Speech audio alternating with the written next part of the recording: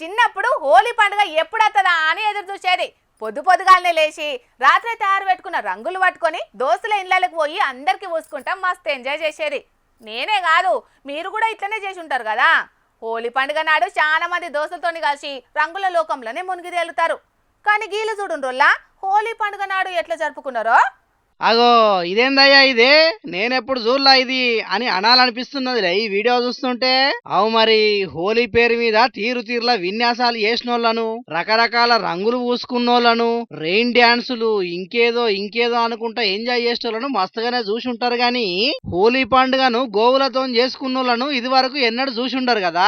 అగో గందుకే ఈ ముచ్చట్లు మన జోరుదార్లకు పట్టుకొచ్చినాం. జయశంకర్ భూపాలపల్లి జిల్లా కొత్తపల్లి గోరి మండలం షెన్నాపురం ఊళ్ళో ఉన్న శివకేశవ గోశాల అక్కడ రైతులు ఇట్లా వినూత్నంగా హోలీ పండుగను జరుపుకున్నారు. ఆవులకు పసుపు కుంకుమ పూసి మెడల పూల దండలేసి అరటి పండ్లు కూడా తినబెట్టిర్రు. మరి ఇట్లా ఎందుకు చేసుకున్నారు అనేది అన్న చెప్తున్నా నేనుండ్రి. శివకేశవ గోశాల సేవా సమితి, గ్రామం చిన్నాపురం, కొత్తపల్లి గోరి మండలం, భూపాలపల్లి జిల్లాలో హోలీ సందర్భంగా గోవులతో హోలీ జరుపుకోవడం జరుగుతుంది. రైతుకు గోవులే ముఖ్యము, మన భూములకు గోవులతోటి జీవం ఉంటుంది అనే ఉద్దేశంతో గోవుల ప్రాముఖ్యత అందరికి తెలియజేయాలనే ఆలోచనతోటి ఈ రోజు గోవులతో నాతోటి రైతులతో కలిసి హోలీ పండుగ జరుపుకోవడం జరుగుతుంది. గోమాత అంటే 33 కోట్ల మంది దేవతలు కొలువై ఉండే ఓ దేవాలయం అసొంటిది.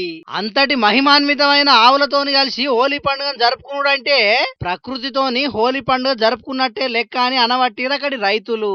ఈ నడుమ గోవులను దాదుకునేటోళ్ళ సంఖ్య తగ్గిపోతున్నది కాబట్టి గోమాత గొప్పతనం చెప్పేటందుకే ఇట్లా చేసినామంటున్నారు. మమ్మల్ని చూసన్నా ఇంకొంతమంది ఇట్లా గోవులను గౌరవించి వాటితోని మమేకమై గోవులను కాపాడుకోవాలి. గోవులను కాపాడుకుంటే అవి భూమాతను కాపాడుతాయి, మనల్ని కూడా కాపాడుతాయి అని అనబట్టిరు రైతన్నలు. మరి పబ్లిక్ ఆవులను కాపాడుకునే నినాదానికి సై అంటారా?